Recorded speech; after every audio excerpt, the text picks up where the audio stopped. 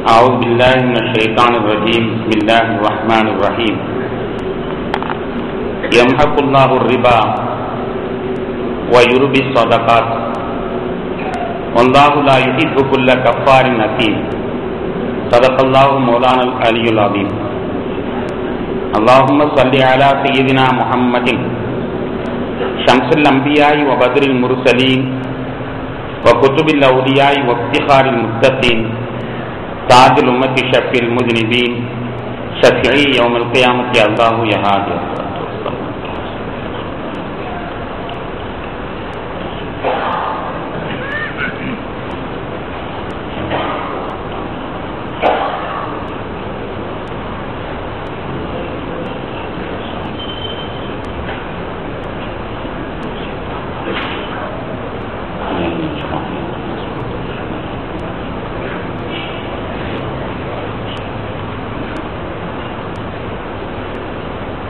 கண்ணியத்திற்கும் மதிப்பிற்கும் உரித்தான பெரியோர்களே, சகோதரர்களே, அல்லாஹ்வின் பேரருளால் 7ஆம் நாள் தராவீஹ் தொழுகை நிறைவு செய்துவிட்டு அமர்ந்திருக்கிறோம். சிறப்பான இந்த நாட்களில் அல்லாஹ் தஆலா தன்னுடைய அடியார்களுக்கு அருளுகின்ற அனைத்து நற்பாக்கியங்களையும் நம் அனைவர்களுக்கும் தந்தல் புரிவானாக. சிறப்பான இந்த இரவுகளில் நரக விடுதலை வழங்குகின்ற ரப்புல் ஆலமீன் நம்முடைய பெயர்களையும் அத்தகைய விடுதலை பெறக்கூடியவர்களுடன் இணைத்து நமக்கும் அவனுடைய பொது மன்னிப்பை நம்முடைய சந்ததிகளுக்கும் அனைத்து முஸ்லிம்களுக்கும் தந்தல் புரிவானாக. கண்ணியத்திற்குரியவர்களே, இன்றைய நமது சிந்தனைக்கு தர்மம் மனிதன் உயிர் காக்கும் என்ற தலைப்பின் கீழால் சில செய்திகளை சொல்ல விரும்புகின்றேன். கண்ணியத்திற்குரியவர்களே, இந்த உலகத்தில் மனிதனுடைய வாழ்க்கையில் நல்லதும் நடக்கிறது, அல்லாததும் நடக்கிறது. ஆனால் அந்த நல்லது ஏன் விளைந்தது என்பதும் நமக்கு தெரிவதில்லை. அல்லாதது எதனால் விளைந்தது என்பதும் நம்முடைய சிற்றறிவுக்கு புறப்படுவதில்லை. திருக்குர்ஆனில் அல்லாஹ் தஆலா அந்த வேதத்தை பற்றி அறிமுகப்படுத்துகின்ற பொழுது ذَلِكَ الْكِتَابُ لَا رَيْبَ فِيهِ هُدًى لِلْمُتَّقِينَ الَّذِينَ يُؤْمِنُونَ بِالْغَيْبِ என்று குறிப்பிட்டு இந்த குர்ஆன் யாருக்கு வழிகாட்டும் என்பதை பற்றி தகவல் தரும் பொழுது, யார் அல்லாஹ் ரசூல் சொல்லக்கூடிய மறைவானவற்றை நம்புகிறார்களோ அவர்கள்தான் இந்த திருக்குர்ஆனிலே ஓதுவதற்கு உரிமையிட்டவர்கள்.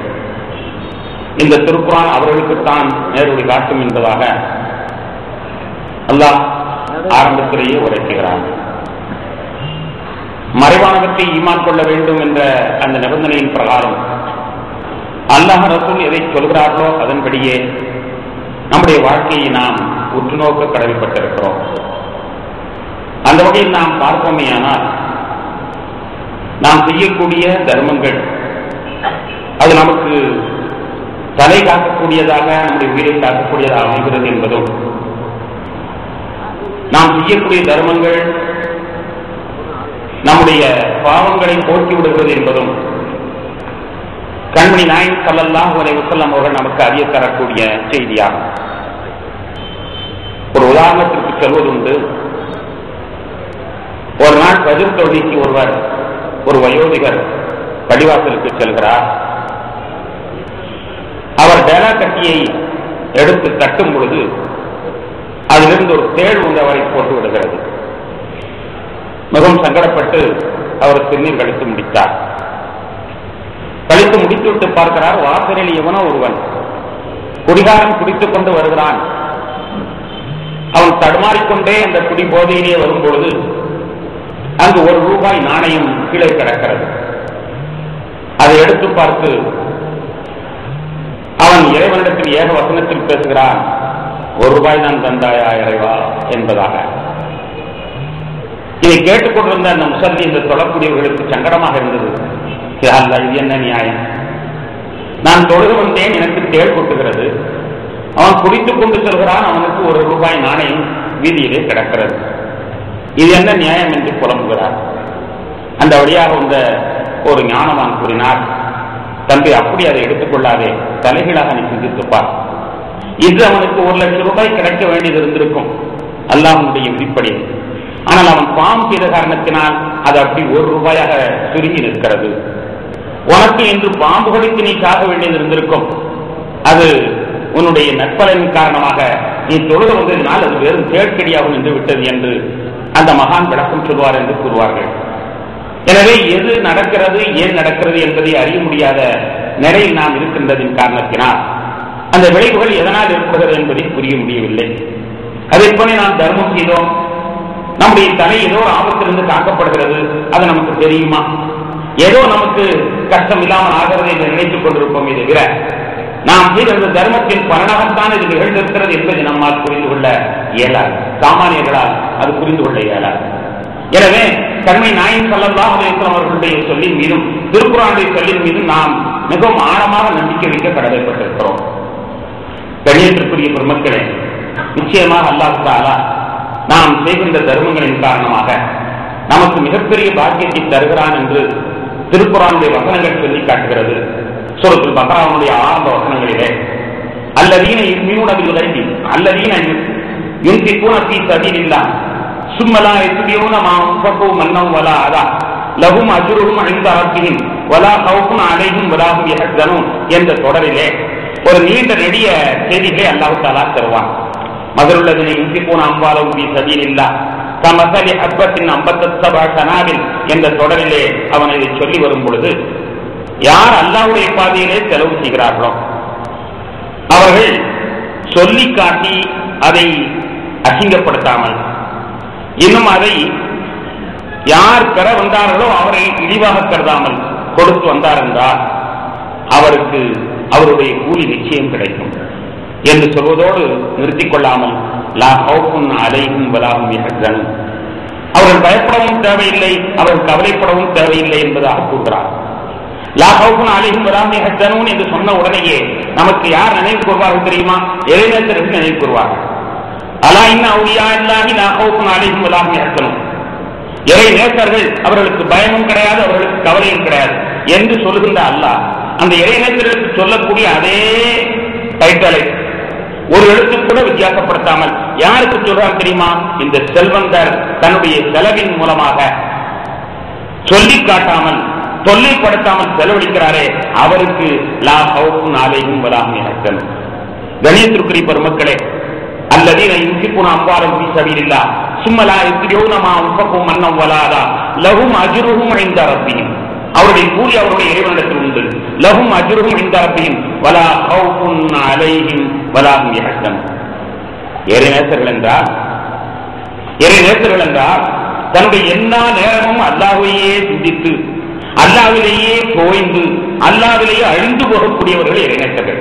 அவர்களுக்கு சொல்கின்ற அதே வார்த்தையை சராசரி ஒரு மனிதனுக்கு அவன் செலவு செய்தான் என்பதற்காக வேண்டி அல்லாஹ் தருகிறான் என்றால் நிச்சயமாக மனிதனுடைய செலவுக்கு அல்லாஹ் மிகப்பெரிய மதிப்பை தருகிறான் என்பதை நம்மால் புரிந்து கொள்ள முடியும். ஒரு கதை சொன்னால், ஒரு நிகழ்வை சொன்னால் பொருத்தம் என்று கருதுகிறேன். வீதியிலே ஒருவன் முசாஃபிராக சிறுவன் வந்து பிச்சை எடுத்துக் கொண்டிருந்தான். அவன் பிச்சை எடுப்பதை பார்த்து பிச்சை கொடுப்பவர் என்று திட்டி கட்டினார். ஏன்னா நான் சின்ன வயசுல எல்லாம் நீ போய் உழைக்க வேண்டியதுதானே, ஏன் இந்த வயசுல நீ கட்டி போகிறாய் என்று சொன்னார். சொன்னாலும் கூட கடைசியில் அவருக்கு மனம் கேட்காமல் அவனுக்கு ₹1 நாணயத்தை எடுத்துக் கொடுத்தார். அவன் அந்த ₹1 நாணயத்திற்கு வேகமாக டீக்கடையில் சென்று 2 பன்னு வாங்கினான். அவன் என்ன செய்கிறான் என்று இவன் பின்னாலேயே சென்று வேவு பார்க்கிறார். 2 பன்னு வாங்கியவன் அவன் ஒரு பங்களாவிற்கு பின்னால் ஒரு 2 சிறுவர்கள் பசியிலே சுருண்டு கிடக்கிறார்கள். அவர்களை எழுப்பி இந்த 2 பன்னுகளையும் கொடுத்து சாப்பிடு என்று சொல்றான். இதை பார்த்த உடனேயே இவருடைய மனதில் அப்படியே கசிந்து விட்டது. இந்த சிறுவனை போய் நீ தடித்தனமாக இருக்கிறாயே, சம்பாதித்தால என்ன, ஒரு வீட்டில் வேறு பார்க்கலாமே என்று நாம் கூறினோமே, அவனுடைய மனப்பான்மை பார்த்தாயா? தனக்கு கிடைத்த அந்த ₹1 2 பன்னை வாங்கி 2 நண்பர்களுக்கு கொடுத்து, அவர்கள் உறவினர்கள் அல்ல, உற்றார்கள் அல்ல, கூட சேர்ந்த கூட்டாளர் என்பதற்காண்டி அந்த 2 பேரும் பசியிலே மயங்கி கிடக்கிறார்கள் என்பதற்காண்டி அந்த 2 பேரும் கொடுத்து விட்டு இவன் பார்த்து கொண்டு நிற்கிறானே, இவன் எவ்வளவு பெரிய உத்தமன், எவ்வளவு பெரிய மதிப்புக்குரியவன் என்பதாக இவன் மெச்சுகிறான். கண்ணியத்திற்குரியவர்களே, அதே நிலையில்தான் அல்லாஹ் நமக்கு பிச்சை போட்டான். அதை நாம் பிறருக்கு கொடுக்கின்ற பொழுது அல்லாஹ் அகமகிழ்ந்து போயிடுகிறான் என்பதில் கொஞ்சம் கூட ஐயப்பாட்டு கடமை. அந்த சிறுவனின் மீது நமக்கு அன்பு சுரக்கிறது. அதன் பிறகு உனக்கு தம்பி நான் வேலை தருகிறேன் என்று சொல்கிறோம். அவனுடைய நட்பண்பை பார்த்து அவனை நம்முடைய தத்து எடுத்துக்கொண்டு எல்லா விதமான பொறுப்புக்கும் நாம் அவனை சொந்தக்காரனாக ஆக்கிவிடுகிறோமே. அதுபோன்று ரபுல் ஆலமீன் நாம் அவன் தந்த பிச்சையில் இருந்து அவர்களுக்கு நாம் மற்றவர்களுக்கு கொடுக்கின்ற பொழுது அவன் நமக்கு எந்த பயமும் நீ தேவையில்லை, நீ தைரியமாக உலகத்திலே உள்ளாது, உன்னுடைய தலைக்கு எந்த ஆபத்தும் வராது என்று சொல்வதில் என்ன வியப்பு இருக்க முடியும்? அன்பான பெருமக்களே, கணியத்திற்குரிய பெருமக்களே, அகஸ்துமார்களுக்கு வேண்டாம் ஜக்காத்து கொடுங்கள் கொடுங்கள் கொடுங்கள் என்று சொல்லுவார்கள். ஜக்காத்து கொடுப்பதற்குள்ள பணத்தை சம்பாதிப்பதற்கான கஷ்டம் அகஸ்துமார்களுக்கு வேண்டாம், தெரியாமல் இருக்கலாம். எப்ப பார்த்தாலும் ஜக்காத்து கொடுங்கள் ஜக்காத்து கொடுங்கள் என்று சொல்லிக் கொண்டே இருக்கிறார்கள். ஜக்காத்து கொடுக்கிறார்களே, இந்த பணம் எவ்வளவு கஷ்டப்பட்டு வந்தது என்பதை இந்த அகஸ்துமார்களுக்கு தெரிவார்களா என்பதாக நாம் வேண்டுமானால் சிந்தித்து பார்க்கலாம். ஆனால் கண்ணியத்திற்குரிய பெருமக்களே, ரப்புல் ஆலமீனுக்கு அவனுக்கு தெரியாமல் இருப்பதில்லை. நாம் பணம் சம்பாதிப்பதற்கு என்ன கஷ்டப்படுகிறோம், அந்த பணத்தை ஈட்டுவதற்கு எவ்வளவு சிரமப்படுகிறோம் என்பது அல்லாஹ்வுக்கு தெரியாத ஒன்றல்ல. உண்மையிலேயே சொல்வார்கள், அருள் இல்லாருக்கு அவ்வூரகில்லை, பொருள் இல்லாருக்கு இவ்வுலகில்லை என்று சொல்வார்கள். ஆனால் அருளையும் சம்பாதிக்க வேண்டும், பொருளையும் சம்பாதிக்க வேண்டும் என்று சொல்வார்கள். அருளை சம்பாதிப்பது மிகவும் லேசு, அருளை சம்பாதிப்பது மிகவும் லேசு. சாதாரணமாக சுப்ஹானல்லாஹி வ பிஹம்திஹி சுப்ஹானல்லாஹில் அலீம் என்ற ஒரு கலிமாவை சொல்லிவிட்டால் தராசத்திலே கனம் தரக்கூடிய ஒரு பரிவார்த்தையை சொன்னதாகும். சுப்ஹானல்லாஹி வ பிஹம்திஹி சுப்ஹானல்லாஹில் அலீம் சொல்வதற்கு என்ன கஷ்டம், நமக்கு என்ன எனர்ஜி செலவழிக்கிறது? தம்பி இங்கே வா உட்கார், தம்பி இங்கே வா உட்கார் என்று சொல்ற அதே எனர்ஜி நாம் செலவழித்து சுப்ஹானல்லாஹி வ பிஹம்திஹி சுப்ஹானல்லாஹில் அலீம் என்று சொல்லி எவ்வளவு நன்மை நாம் பெற்று வருகிறோம். அதை போன்று பழுவாயிலுக்கு வந்து ஒரு 10 நிமிடத்தை நாம் தொழுகைக்காக செலவழிக்கிறோம். அதனால் நாம் அடையக்கூடிய பேர்கள் யார்? அருளை சம்பாதிப்பது பெரிய கஷ்டம் என்பது கிடையாது. கண்ணியத்திற்குரிய பெருமக்களே, அல்லாஹ் நமக்கு சிறப்பை தந்திருக்கிறான், அழகான நோன்பு வைத்திருக்கிறோம். இந்த நோன்பு வெயில் இல்லாத காரணத்தினால் நபிகள் நாயகம் ஸல்லல்லாஹு அலைஹி வஸல்லம் அவர்கள் சொல்வார்கள், அல் கனிமத்துல் பாரிதா, குளிர்ந்த அந்த இறைவனுடைய பரிசு என்று சொல்வார்கள். இது போன்ற நாட்களிலே நோன்பு இருக்கும்.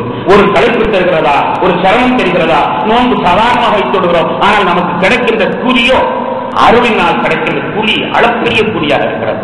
அருளை சம்பாதிப்பது கஷ்டம் அல்ல, ஆனால் பொருளை சம்பாதிப்பது எவ்வளவு கஷ்டம் என்பதை பொருளை சம்பாதிப்பவர்களுக்கு தான் தெரியும். ஒரு வியாபாரியாக உட்கார்ந்திருப்பார், வரக்கூடியவனை பார்த்தவுடன் அவன் ரோட்ல போவான், நம்ம கடைக்கு தான் வர்றானோ என்பதாக அவர் இயங்குவார். அவன் வந்தால் அவனிடத்தில் 32 பற்களையும் காட்டி சிரித்து வாங்கோ வாங்கோ என்று வரவேற்று அவன் தலையிலே இந்த சரக்கை கட்டும் வரை அவர் நடிக்கின்ற நடிப்பு, அந்த பாசாங்கு சாதாரணமானதல்ல. கண்ணியத்திற்குரிய பெருமக்களே, அவர் வீட்டிலே அமர்ந்திருக்கும் பொழுது இந்த தரத்தை சார்ந்தவன் வந்தான் என்றால் வாய்ந்து கூட கேட்க மாட்டார். ஏனென்றால் அவன் சாதாரண ஒரு மனிதன். அவர் வீட்டிலே அமர்ந்திருக்கும் பொழுது அவன் சாதாரண மனிதன், வாய்ந்து கூட கேட்க மாட்டான். ஆனால் அவர் கடையிலே அமர்ந்திருக்கின்ற பொழுது அவன் கஷ்டவர். எனவே அந்த மரியாதை கொடுக்க வேண்டும் என்பதற்காக வேண்டி அவனை சிரித்து சிரித்து வாங்கோ வாங்க என்று சொல்லி அவனை திருப்திப்படுத்தி அவன் அதை கீழே போடுவான், இதை கீழே போடுவான், அதை எடு என்பான், இதை எடு என்பான், எல்லாத்தையும் எடுத்து எடுத்து எடுத்து கொடுத்து அவனை எப்படியாவது திருப்திப்படுத்தி அவனிடத்திலிருந்து காசு கலக்க வேண்டும் என்பதற்காக வேண்டி இவர் வர்ற பாடு சாதாரண பாடு. அதுவும் போட்டியும் போராமையும் நிறைந்துவிட்ட இந்த உலக சந்தையிலே, இந்த பொருளாதார வியாபார சந்தையிலே இவர் பொருளை செலாவணி ஆக்குதல் என்பது சாதாரண காரியம். எவ்வளவு கஷ்டங்களை அவர் அனுபவித்துக் கொண்டிருக்கிறார். ஒரு காலத்திலே சொல்வார்கள், வியாபாரிகளுக்கெல்லாம் மத்தியான சாப்பாடு 4 மணி, இரவு சாப்பாடு 11 மணி. சிறுநீர் கடித்தார்களோ இல்லை, சிறுநீர் கடிக்காமல் எத்தனை பேர்கள் கிட்னி ப்ராப்ளத்திற்கு சொந்தக்காரர்களாக ஆகியிருக்கிறார். தன்னுடைய உடலை பார்க்காமல், தன்னுடைய உணவு பற்றி பார்க்காமல் அவர்கள் எப்படியாவது பணம் பண்ண வேண்டும் என்பதற்காக அவர்கள் ஜெககரணம் போட்டால் தான் அந்த பணத்தை சம்பாதிக்க முடிகிறது. அதுவும் இன்றைய காலத்திலே இன்னும் மோசமாக போய்விட்டது. கொஞ்ச நஞ்சம் தூங்கிக் கொண்டிருந்தவங்களே தூங்காமக்கிறதுக்காண்டி வந்துருச்சு இந்த செல்போன். வீட்டில் உள்ள மனைவி சொல்கிறார், நீங்கள் கல்யாணம் முடித்தீர்களே, செல்போனை முடித்திருக்க வேண்டியதானே, என்னையே முடிச்சீங்கன்னு கேட்கிறாங்க. வீட்டில் உள்ள மனைவி சொல்கிறார், செல்போனை கல்யாணம் முடிக்க வேண்டியது என்னையே முடிச்சீங்க. ஏன்னா வீட்டுக்குள் நுழைஞ்சா போதும், ஏதாவது மனைவி கணவனோடு சேர்ந்து பேசிக் கொண்டிருக்கலாம் என்றால் கிணிங் கிணிங் கிணி, அதற்கு பதில் சொல்லி முடித்து விட்டு கொஞ்சம் பாலை எடுத்து வாய் வைப்பதற்குள் கிணிங் கிணி. பகல் பூராவுமே ரோதனை, இரவு பூராவுமே இந்த வியாபார சம்பந்தப்பட்ட பிரச்சனைகள். ஆக இருக்கக்கூடிய கொஞ்சம் நிம்மதி போய்விட்டது இந்த உலகம் பரவிய சந்தை மக்கள். கண்ணியத்திற்குரியவர்களே, பொருளை லேசாகவா சம்பாதிக்கிறோம்? சரி, அப்படி சம்பாதித்தாலும் அதில் நம்மால் மிச்சம் பிடிக்க முடிகிறதா? தேவைகள் தேவைகள் தேவைகள். நாம் என்னதான் கச்சிதமாக சம்பாதித்தாலும் கூட தேவைக்கு மேல் தேவை வந்து மிச்சம் பிடிக்காமல் நம்மளை ஆட்டம் பார்க்கக்கூடிய அந்த செலாவணியில மிச்சம் பிடித்தல் என்பது லேசான ஒன்றல்ல. சாதாரணமாக நினைப்பார்கள், கொஞ்சம் பணம் வந்துருச்சுப்பா, நான் ஏதாவது ஒரு நல்ல வழி பண்ணணும்னு நினைக்கும் போது வீட்டில் உள்ள பையன் எனக்கு ஒரு 2 வீலர் வாங்கி தாருங்கிறது கேட்பான். அதை நான் வேற காரியத்துக்கான சேர்த்து வச்சேன், ஒரு நல்ல காரியத்துக்கு உதவணும், நல்ல காரியத்துக்கு உதவணும்னு நினைச்சிருந்தேனப்பா, நீ 2 வீலர் சரி பரவாயில்ல வாங்கி கொடு என்று வாங்கி கொடுத்தார்கள். வாங்கி கொடுத்து கொஞ்ச காலம் போனது, இன்னும் கொஞ்சம் காசு தந்தது, ஏதாவது ஒண்ணு செய்யலாண்டா, வீட்டில் உள்ளவங்களாம் செய்வாங்க, ஒரு கார் வாங்கிருங்க, நாம் அந்த ஊர்ல அங்க எங்க போக முடியும்னு சொல்லுவாங்க. சரி என்று ஒரு காரை வாங்கி அவர் அந்த பணத்தை எல்லாம் அதிலே திசை திருப்பி விட்டால் அதற்கு பிறகு வீட்டிலே ஒரு பிள்ளை வந்து நிற்கும், குழந்தைக்கு வேறு காலம் உண்டு. எனவே அதற்கான ஒரு செலவு. இப்படியே அவர் அடுத்ததற்கு பின்னால் ஒரு கார் வாங்கி அவர் சமாளித்துக் கொண்டிருக்கும் போதே ஒரு கார் போதவில்லை. நீங்கள் ஆபீஸுக்கு எடுத்து விட்டு சென்று விடுகிறீர்கள், நாங்கள் கடையை நீக்கி போவதா இருந்தால் முடியவில்லை, இன்னொரு கார் வாங்க வேண்டும். இப்படியே தேவை தேவை தேவை சொல்லி மாறாத தேவை வந்து கொண்டே இருக்கின்ற வேளையிலே 4 காசை எப்போது மிச்சம் பிடிப்பது, அதிலிருந்து 4 பேருக்கு தர்மம் கொடுப்பது என்பது அது ஒரு சாதாரண காரியம். கண்ணியத்திற்குரிய பெருமக்களே, மக்களுக்கு விளங்குறதோ இல்லையோ அல்லாஹ்விற்கு நிச்சயமாக விளங்குகிறது இவர்கள் படுகின்ற பாடு. இந்த ஒவ்வொரு ஜல்லிக்காசும் எவ்வளவு வேர்வை துளியை நிலத்தில் சிந்தியதற்கு பின்னால் வந்தது, எவ்வளவு சிந்தனைகளை சிறையெடுத்ததற்கு பின்னால் வந்தது, எவ்வளவு போட்டிகளை சமாளித்ததற்கு பின்னால் வந்தது, எவ்வளவு தேர்வுகளை உழைத்து வைத்ததற்கு பின்னால் வந்தது என்பது அல்லாஹ்வுக்கு தெரியாமல். எனவே அப்படி உழைத்த காசை அடுத்தவனுக்கு கொடுக்கின்றான் என்றால் அல்லாஹ் அவன் மீது அகப்பெரிய பிரியத்தை கொண்டு வருகிறான். தன்னுடைய ஞானிகளுக்கு சொல்லப்படுகிறார், ராப்பகலாக அல்லாஹ் அல்லாஹ் அல்லாஹ் அல்லாஹ் என்று தன்னையே நினைத்து தன்னையே உருகி தன்னையே அடைந்து கொண்டிருக்கின்ற அந்த ஞானிகளை பிரியப்படுவதை விடவும் அதிகமாக இந்த மக்களை அல்லாஹ் பிரியப்படுகிறார் என்பதால் யதார்த்தமானது. அதைத்தான் சொல்றான், அல்லதீன யுன்ஃபிகூன அம்வாலஹும் ஸபீலல்லாஹ் சும்மா லா யுன்ஃபிகூன மா அன்ஃபகு மின்ஹு வலாதா. அந்த செல்வம் இருக்கிறதே அது சும்மா இருக்க விடா. அந்த செல்வம் இருக்கிறதே என்ன இருந்தாலும் சொல்லி காட்டத்தான் சொல்லும். இயற்கை அவனுடைய மனது அவனுடைய பெருமையை நாடக்கூடிய ஆத்மா எப்படியா சொல்லி காட்ட வேண்டும். 4 பேர்கிட்ட இன்னைக்கு ஒரு முசாஃபிர் வந்தாரு, ரொம்ப பாவமா இருந்தது, ஒரு 10 ரூபாய் கொடுத்தேன் என்று அவனை சொல்ல வைத்து விடும். அந்த நேரத்தில் நெஞ்சு முடிஞ்சு ஆத்மாவே சொல்ல விடாது, சொல்லக்கூடாது என்று கடித்து நெஞ்சு விழுங்கி அவன் சொல்லாமல் இருக்கிறான். அது மட்டுமல்லாமல் ஏழை பார்த்த உடனேயே நாம் பணத்துக்கு இவ்வளவு கஷ்டப்படுறோம், லேசா வந்து வாங்கிட்டு போக நினைக்கிறானே என்று சொல்லும் பொழுது அவனுடைய ஆத்மா ஒரு பக்கத்திலிருந்து போராடும், இவனுக்கு இப்படி நீ கொடுக்க வேண்டுமா, கஷ்டப்பட்டு சம்பாதித்து ரத்தத்தை புரிந்து சம்பாதித்த இந்த காசில் இவனுக்கு நீ கொடுக்க வேண்டுமா என்று ஆத்மா போராடுகின்ற பொழுது எப்போதான் நீங்க இப்படிலாம் வந்து சொல்ல கொடுக்கிறீர்கள் என்று சொல்லத்தான். எனவே அப்படி சொல்லாமலும் அவனை இழிவாக கருதாமலும் ஒருவன் தர்மம் செய்கிறான் என்றால் லா கௌஃபுன் அலைஹிம் வலா ஹும் யஹ்சனூன், அவர்களுக்கு பயமும் கிடையாது, அவர்கள் கவலைப்பட போவதில்லை என்று அல்லாஹ் சொல்வதிலே என்ன வினோதம் இருக்கிறது. கணேசத்திற்குரிய பெருமக்களே, நான் அந்த சிறுவன் கதையை சொன்னேனே அது போன்றான். அல்லாஹ் கொடுத்த பிச்சையிலே அதை 4 பேருக்கு பகிர்ந்து கொடுக்கிறான் என்றால் அல்லாஹ் தஆலா மிகப்பெரிய பொறுமை அடைகிறான். தொடர்ந்து அந்த வசனத்தில் அல்லாஹ் தஆலா சொல்லி காட்டுவான், அல்லதீன யுன்ஃபிகூன அம்வாலஹும் இப்திகா மர்தாத்தில்லாஹ் மஸலுல்லதீன. அந்த வசனத்திலே தொடரில் சொல்லி காட்டுவான், இவர்களுக்கு உதாரணம் சொல்ல வேண்டுமே ஆனால் மலையிலே நடப்பட்ட ஒரு கன்று போன்று, ஒரு செடி போன்று, மலையிலே நடப்பட்ட செடி. மழை பெய்யவில்லையானாலும் அந்த பனியை வைத்துக் கொண்டே அது வளர்ந்துவிடும். மழை பெய்யவில்லையானாலும் அந்த பனியை வைத்துக் கொண்டே வளர்ந்துவிடும். அப்படிப்பட்ட நிலையிலே அந்த செடி அவர்களுக்கு மஸலுல்லதீன யுன்ஃபிகூன அம்வாலஹும் இப்திகா மர்தாத்தில்லாஹ் கமஸலி ஜன்னத்தின் பிஅர்வத்தின், மேட்டிலே நடப்பட்ட ஒரு புஷ்பத்தை போன்று. மேட்டிலே உயரமான ஊட்டியிலேயோ கொடைக்கானலையோ நடப்பட்ட ஒரு புஷ்பம், அது எவ்வளவு அழகாக பலன் கொடுக்குமோ அது போன்று இவர்களுடைய தர்மங்கள் பலன் கொடுக்க ஆரம்பித்து விடுகிறது. 1க்கு 2 மடங்காக பலன் கொடுக்க ஆரம்பிக்கிறது. மழையே பெய்யவில்லையானாலும் கூட பனியை கூட பலன் கொடுக்க ஆரம்பித்து விடுகிறது என்று அல்லாஹ் தஆலா குறிப்பிட்டு காட்டுகின்றார். கணியத்திற்குரிய பெருமக்களே, எனவே நாம் அல்லாஹ்வுக்காண்டி செய்கின்ற பொழுது அதை அவன் இருக்கிற மீறி வரவேற்று நமக்கு வருகின்ற ஆபத்துகளை பாதுகாக்கிறான் என்று சொல்வது அது வகையான ஒன்றல்ல. நபிகள் நாயகம் ஸல்லல்லாஹு அலைஹி வஸல்லம் சொன்னார்கள், தர்மம் என்பது தீய மரணத்தை தடுத்து விடுகிறது, இறைவனுடைய கோபத்தை தண்ணீர் ஊற்றி அணைத்து விடுகிறது என்று ஸல்லல்லாஹு அலைஹி வஸல்லம் அவர்கள் சொல்லி காட்டினார்கள். திருக்குர்ஆனிலே பல வரலாற்றை ஆதாரமாகவும் அல்லாஹ் சொல்லுவான். இது நடந்த உதாரணங்களையும் மையமாக வைத்துக் கொண்டு திருக்குர்ஆன் நமக்கு சொல்லி காட்டும். அப்படிப்பட்ட உதாரணங்களில் ஒன்று அந்த காரும் பாவம். அவன் மிகப்பெரிய செல்வந்தனாக இருந்தான். அந்த செல்வமும் சேர்ந்து பூமிக்கு கீழால் இன்னும் நிலச்சரிவில் சென்று கொண்டிருக்கின்றன. கிட்டத்தட்ட 3000 ஆண்டுகளாகிவிட்டது. தண்டனை இன்னும் தீரவில்லை. அருமையான பெருமக்களே, 3000 ஆண்டுகளாகிவிட்டது, இன்னும் தண்டனை தீரவில்லை. இன்ன காரூன கானத்தின் கௌமி மூசா என்ற தொடரிலே அல்லாஹ் தஆலா சொல்லும் பொழுது ஃபஹஸஃப்னா பிஹி வ பிதாரில் அர்த, அவனையும் அவனுடைய சொத்து சுகங்கள் பூராவற்றையுமே அப்படியே பூமிக்கு கீழால் அது சென்று கொண்டிருக்கிறது. பூமியின் மேல் பக்கத்திலிருந்து தென் துருவத்திற்கும் திரும்பவும் தெற்கு துருவத்திலிருந்து வடம்பு துருவத்திற்கும் உள்ளுக்குள்ளேயே ரவுண்டிங் போட்டுக் கொண்டிருக்கிறது. இது எவ்வளவு காலமாக அந்த அதாவது நடைபெற்றுக் கொண்டிருக்கிறது. அல்லாஹ் சொல்வான், வமா கானலவு கியத்துன் என் சூரனவு, அவனுக்கு உதவி செய்வதற்கு யாரும் இல்லை. மின் தூணில்லா, அல்லாதான் உதவி செய்ய வேண்டும், அல்லாஹ் தவிர வேறு யாரும் இல்லை. வமா கான மினல் முத்தகிரீன், அவன் உதவி பெறக்கூடியவனும் அல்ல. சாதாரண செல்வமா அல்லாஹ்வே சொல்லுவான், ஒரு 40 பேர்கள் சேர்ந்துதான் சாவியை தூக்க முடியும். 40 பேர்கள் சேர்ந்து சாவியை தூக்குவார்கள். ஒரு நபர் ஒன்றுக்கு 10,000 சாவி, ஒரு நபர் ஒன்றுக்கு 10,000 சாவியை தூக்கி வருவார்கள். 4 லட்சம் சாவிகள் மட்டும் 4 லட்சம் சாவிகள் மட்டும் 4 லட்சம். திருக்குர்ஆன் சொல்கிறது அவ்வளவு பெரிய செல்வம். அந்த செல்வங்கள் சேமித்து வைத்திருக்கின்ற அந்த பங்களாக்கள் எல்லாமே சேர்ந்து பூமிக்குள் சென்று கொண்டிருக்கின்றன.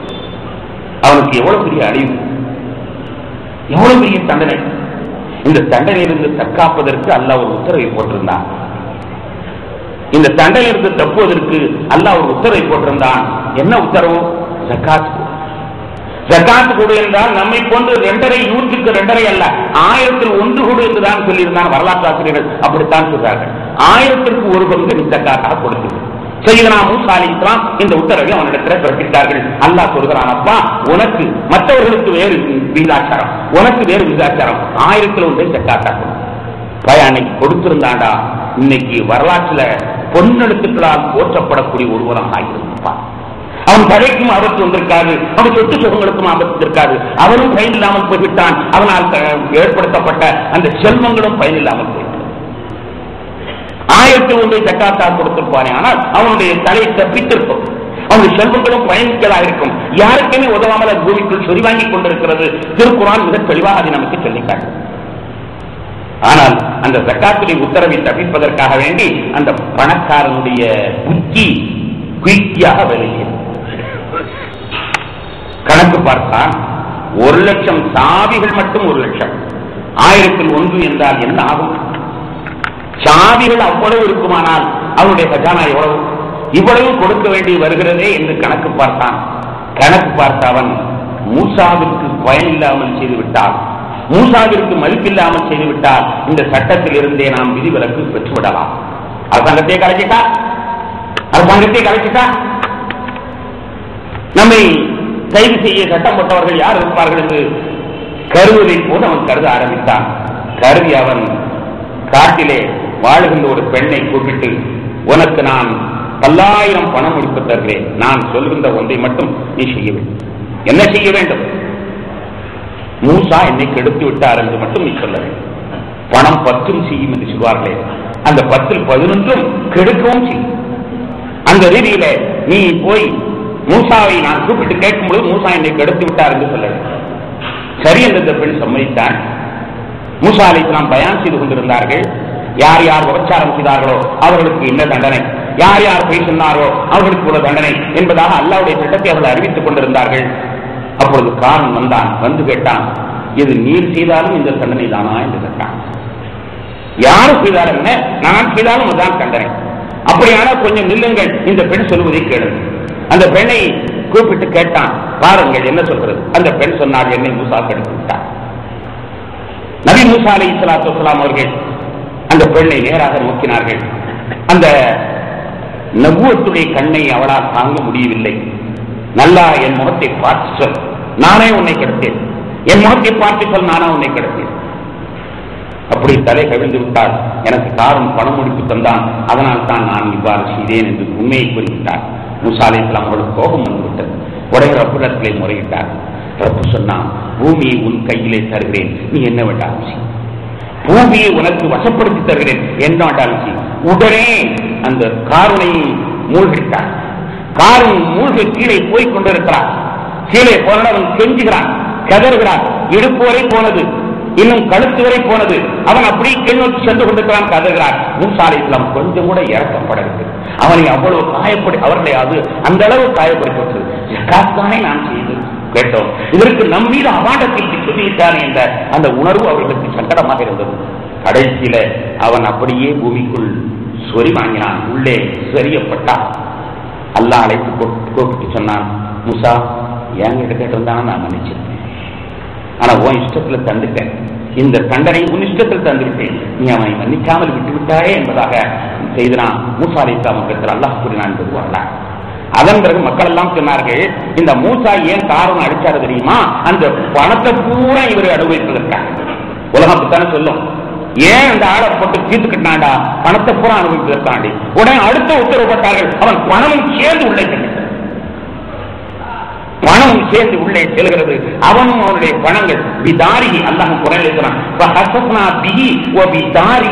என்றால் வீடு, அவனுடைய வீடு எல்லாமே, அவனுடைய செல்வம் உடன் செல்வம் சேர்த்து வைக்கப்பட்ட அனைத்தும் உள்ளே செல்லும். அவைகளெல்லாம் செய்தனா மூசா அலைஹிஸ்ஸலாமுடைய தயவினால் கிடைத்தது. மூசா அலைஹிஸ்ஸலாத்துக்கு அவ்வளவு கோபம் வந்ததுக்கு காரணம் என்ன, நம்ம கால சுத்தி வந்தான், தௌராத்தை நன்கு கற்றவன், தௌராத்தை மனப்பாடம் செய்தவன், தௌராத்தை உலகத்திலே மனப்பாடம் செய்தவர்கள் 4 பேர் தான். அது செய்தனா மூசா அலைஹிஸ்ஸலாம், காரூன் ஒன்று, யூஷா இப்னு நூன், உஸைர் ரலியல்லாஹு அன்ஹு, ஆக உஸைர் அலைஹிஸ்ஸலாம், ஆக 4 பேர் தான் தௌராத்தி மனப்பாடம் பண்ணார்கள். அப்படி தௌராத்தி மனப்பாடம் பண்ணவன் நம் காலைக்கு வந்தான். அவன் ஒரு நாள் வந்து கேட்பான், இந்த கீமியாவை எனக்கு கற்றுத்தாருங்கள் என்று கேட்டான். மூசா அலைஹிஸ்ஸலாம் அவர்கள் அல்லாஹ் அவர்கள் கற்றுக் கொடுத்த அந்த ஞானத்திலே கீமியா என்ற ஞானத்தை அவனுக்கு கற்றுக் கொடுத்தார். கீமியா என்றால் ரசவாத வித்தை. சில பச்சளைகளை விழிந்தால் இரும்பு கூட தங்கமானது. அப்படிப்பட்ட சில ஏமாற்றுகள் எல்லாம் இப்பொழுது உலகத்தில் இருக்கிறது. அப்படி எந்த சக்தியும் இப்பொழுது கிடையாது. ஆனால் நபிமார்களுக்கு அல்லாஹ் கொடுத்திருந்த அந்த காரணத்தினால் அவர்கள் காரூனுக்கு கற்றுக் கொடுத்தார்கள். அவன் அப்படியே அனைத்தையும் தங்கமாட்டான். அதனால்தான் அவர்களுக்கு வெறுப்பு. நம்ம கால சுற்றி வந்தான், தௌராத்தை படிச்சு வந்தான், இந்த பணம் நம்மளுடைய தயவனால் கிடைச்சது. இப்படி உள்ள பணத்துல 1000ல் 1 கொடுத்துட்டா என்ன படுவாரி, 999 அழகா அனுபவிக்கிறார். 1000ல் 1 கொடுத்துட்டா என்ன 999 அழகா அனுபவிக்கிறார். 102.5% என்று சொல்லப்படுகின்ற உன்னுடைய உழைப்பு போக மிச்சம் வருஷம் பூரா மிச்சம் இருக்கிற, வருஷம் பூரா மிச்சம் இருந்துச்சு, அதுல ஒரு 2000 ரூபாய் 102 ரூபாய் கொடுத்துட்டீங்கன்னா எஞ்சிய சொத்து பூரா அழகா அனுபவிக்கலாம். கேட்கறதுக்கு நாதி இருக்காது, அப்படி அனுபவிக்கலாம். அப்படி உள்ள நேரத்தில் இந்த 2000 ரூபாயை கொடுக்கிறதுக்கு சங்கடப்பட்டு எல்லாத்தையும் சேர்த்து அழிவுல கொண்டு வீசிட்டானே என்ற அந்த வெறுப்புணர்ச்சி தான் மூசா அலைஹிஸ்ஸலாம் அவர்களை எப்படி செய்யுச்சு. கணேசருக்குரிய பெருமக்களே, அந்த வரலாறு நமக்கு சொல்வது என்ன, ஜகாத்தை அவன் செலுத்தி இருந்தால் தலை தப்பி இருக்கும், செலுத்தாமல் போன காரணத்தினால் அவனுக்கு இந்த அழிவு ஏற்பட்டது. பெருமானார் ஸல்லல்லாஹு அலைஹி வஸல்லம் சொல்றார்கள், மா தலஃப மாலுன் ஃபீ பர்ரின் வலா பஹரின் இல்லா பிமன் ஸகாத். பொருள் அழிகிறது என்றால் பூமியிலேயோ அல்லது அரசாங்கத்தின் மூலமாகவோ அல்லது கடலிலேயோ பூமியிலேயோ செல்வம் அழிகிறது என்றால் அவன் ஜகாத்தை செலுத்தாமல் இருப்பான் சம்திங்கிறான், அதனால்தான் அழிகிறது. ஜகாத்தை செலுத்தினால் ரோட்டிலே பணத்தை போட்டாலும் கூட எந்த நாயும் தொடாது. ஜகாத்தை மட்டும் நாம் செலுத்திவிட்டு அது எந்த இடத்தில் பட்டாலும் யாரும் சொல்ல முடியாது. அதையும் ஒரு வரலாற்றின் மூலமாக அல்லாஹ் சொல்கிறான். அதுவும் செய்தனா மூசா அலைஹிஸ்ஸலாம் சம்பந்தப்பட்ட வரலாறு தான். மூசா அலைஹிஸ்ஸலாம் ஹதர் அலைஹிஸ்ஸலாம் 2 பேரும் கல்வி பயணம் மேற்கொண்டார்கள் என்பதை நாம் முன்பு பார்த்தோம். அதில் ஒரு கடைசி நிகழ்ச்சி, ஒரு ஊருக்கு செல்கிறார்கள் ஹதர் அலைஹிஸ்ஸலாம். இந்த ஊரிலே ஒரு வீட்டினுடைய சுவர் இடிந்து போயிருக்கிறது. இடிந்து போயிருக்கிற அந்த சுவரை செப்பனிட வேண்டும் என்று மூசா அலைஹிஸ்ஸலாம் அவரிடத்திலே சொல்கிறார்கள். மூசா அலைஹிஸ்ஸலாம் சொன்னாங்க, வயிறு பசிக்குது, இந்த ஊர்க்காரங்க யாருமே விருந்து தரல, அப்படி இருக்கையில கூலி வாங்கி கொண்டு இந்த காரியத்தை செய்யலாம் அல்லவா.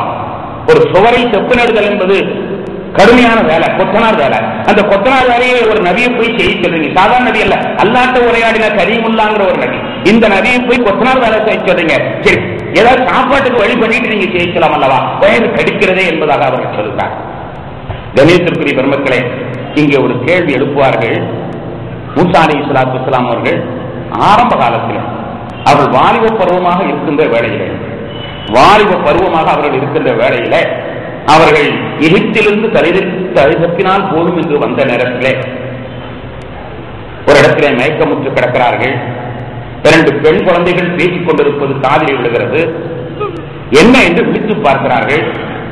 அந்த பெண் குழந்தைகள் சொல்றார்கள், நாங்கள் ஆடுகளுக்கு தண்ணீர் பாய்ச்ச வேண்டும் என்று காத்துக் கொண்டிருக்கிறோம், ஆண்கள் எல்லாம் தண்ணீர் காய்ச்சி சென்ற பிறகுதான் நாங்கள் தண்ணீர் பாய்ச்ச வேண்டும், அதற்காக நின்று கொண்டிருக்கிறோம் என்று சொல்கிறார்கள். அப்போ மூசா அலைஹிஸ்ஸலாம் கேட்டார்கள், இங்கு வேறு எதுவும் தண்ணீர் இல்லையா? தண்ணீருக்கு வேறு இடம் இல்லையா? அந்த ஒரு குளம் தானா இருக்கிறது? ஆண்கள் அதை ஆக்கிரமித்துக் கொண்டிருக்கின்ற பொழுது உங்களுக்கு காட்டுவதற்கு தண்ணீருக்கு குளம் எதுவும் இல்லையா என்று கேட்ட பொழுது, இங்கு ஒரு கிணறு இருக்கிறது, அழகாக ஆடுகளுக்கு நாம் கீழே இறங்கி தண்ணி காட்டி விட்டு செல்லலாம். ஆனால் யாரோ பாவி அதை பாறையை போட்டு மூடி வைத்து விட்டார். மூசா அலைஹிஸ்ஸலாம் அவர்கள் அப்படியா அந்த இடத்தை காட்டுங்கள் என்று சொல்லி பசியோடு இருந்த அவர்கள் அப்படியே அதை அப்படியே தூக்கி எடுத்து அந்த பெண்களுக்கு தண்ணீர் காட்டுவதற்கு வசதி செய்து கொடுத்து விட்டு, எனக்கு பசிக்குது, நீ சாப்பாடு தான் அல்லாட்ட கேட்டான். திருக்குறான் சொல்கிறது, வாலி வயசின் நேரத்திலே பெண்களுக்கு உதவிய அவர்கள் மகா பராக்கிரமசாலியான ஒரு பெரிய செயலை செய்துவிட்ட அவர்கள் அல்லாஹ்விடத்தில் கேட்கிறார்கள், ரப்பி நீதிமான் எனக்கு பசிக்கிறது, நீ எனக்கு நன்மை இறக்க நான் உன்பால் சேவை உள்ளவனாக இருக்கிறேன் என்று சொன்னார்கள். அப்படி உள்ளவர்கள் இன்று ஒரு வேலை செய்வதற்கு சாப்பாடு பசிக்கிறது, கூலி வாங்கி கொண்டு செய்தால் என்ன என்பதாக கேட்கிறார்களே என்ற ஒரு கேள்வி இங்கே எழுகின்றது. கணேசத்திற்குரிய பெருமக்களே, இங்கே அவர்கள் கல்விய சராசரி நிலைக்கு அவர்கள் தன்னுடைய நபித்துவம் என்பதை தொடர்ந்துவிட்டு சராசரி நிலையிலே ஒரு சாமானியனாக அவர்கள் அங்கே வருகிற காரணத்தினால் சாமானியிலே அவருடைய பேச்சு அமைந்திருக்கிறது. கணேசத்திற்குரிய பெருமக்களே, கடைசியில் ஹதர் அலைஹிஸ்ஸலாம் அவர்கள் சேர்ந்து அந்த சுவற்றை சரி செய்கிறார்கள்.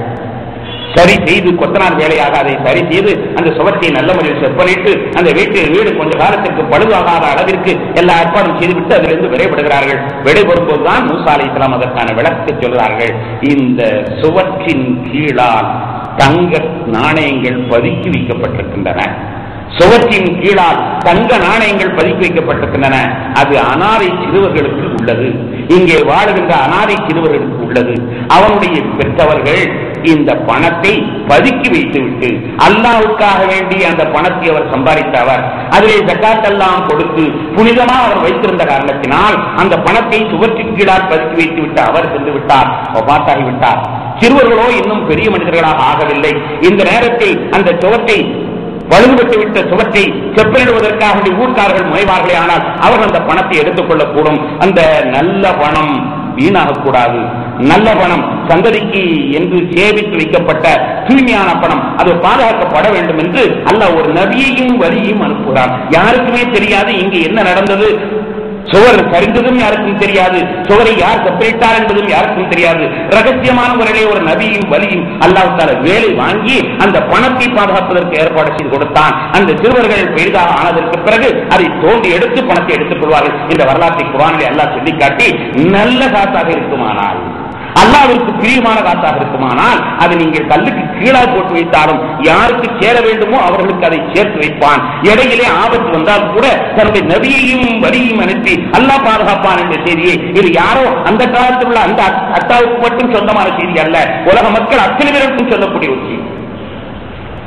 கணேசத்துக்குரிய நபிகள் நாயகம் ஸல்லல்லாஹு அலைஹி வஸல்லம் சொல்வார்கள், ரஹிமல்லாஹு மூசா அலைஹிஸ்ஸலாத்துக்கு அல்லாஹ் தஆலா கொஞ்சம் பொறுமையை கொடுத்திருந்தாங்கன்னா இன்னும் எவ்வளவோ செய்தி நடந்திருக்கும். அத்தனையும் அல்லாஹ் தஆலா குர்ஆனிலே சொல்லி இருப்பானே, நாம் கேட்டிருக்கலாமே என நபிகள் நாயகம் ஸல்லல்லாஹு அலைஹி வஸல்லம் அவர்கள் சொல்லி காட்டுவார்கள். கணேசத்திற்குரிய பெருமக்களே, அந்த சம்பவம் திருக்குர்ஆனிலே சொல்லப்பட்ட சம்பவம் அனைவருக்கும் ஒரு பெரிய முன்மாதிரியாக சொல்லப்பட்டிருக்கக்கூடிய சம்பவம்.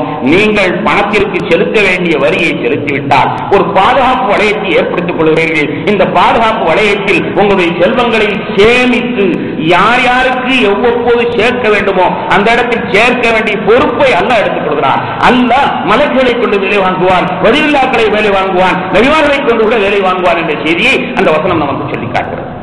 இரண்டும் ஒரே தொடரிலே வரக்கூடிய வசனங்கள் தான். ஹாரூன் அவன் ஜகாத்தை செலுத்தாத காரணத்தினால் அவனும் சேர்ந்த அழிவில் கொண்டு போய் சேர்த்தான். ஆனால் இந்த வயோதிகரோ தன்னுடைய செல்வத்தை அல்லாஹ்வுடைய பாதையிலே செலவழித்து விட்டதின் காரணத்தினால் பரக்கத்தாக அதை பாதுகாப்புக்குரியவராக ஆக்கினார்கள்.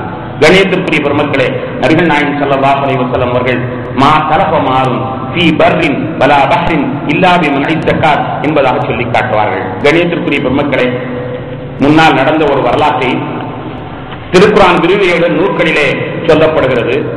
முற்காலத்திலே ஒரு நபி, அந்த நபி இடத்தில் அல்லாஹ் தஆலா சொன்னான், இந்த ஒரு குறிப்பிட்ட மனுஷன் ஒருத்தர் இருக்கிறான், அவனுக்கு அவனுடைய ஆயுள் காலத்தில் பாதியை செல்வமாகவும் பாதியை நான் வறுமையாக ஆக்கப் போகிறேன். எது வேணும்? பகுதியை அவனுக்கு நான் செல்வமாகும், பகுதியை அவனுக்கு வறுமையாகவும் ஆக்கப் போகிறேன். எதை முந்தி தர வேண்டும் என்று என்னிடத்தில் கேட்டு சொல்லுங்கள் என்றால் அல்லாஹ் கூறுகிறான்.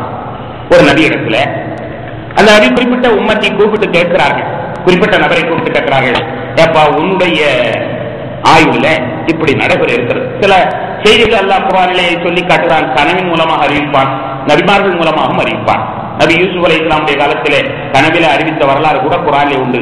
7 வருஷம் அந்த மன்னருக்கு நல்ல முறையிலே விளையும், அதன் பிறகு 7 வருஷம் கடுமையான பஞ்சம் வரும், அதன் பிறகு 1 வருஷம் சராசரி நிலை அடையும். எது வேண்டும் என்று கனவின் மூலமாக அல்லாஹ் அறிவித்த செய்தி சூரத் யூசுஃபிலே சொல்லி காட்டுவான்.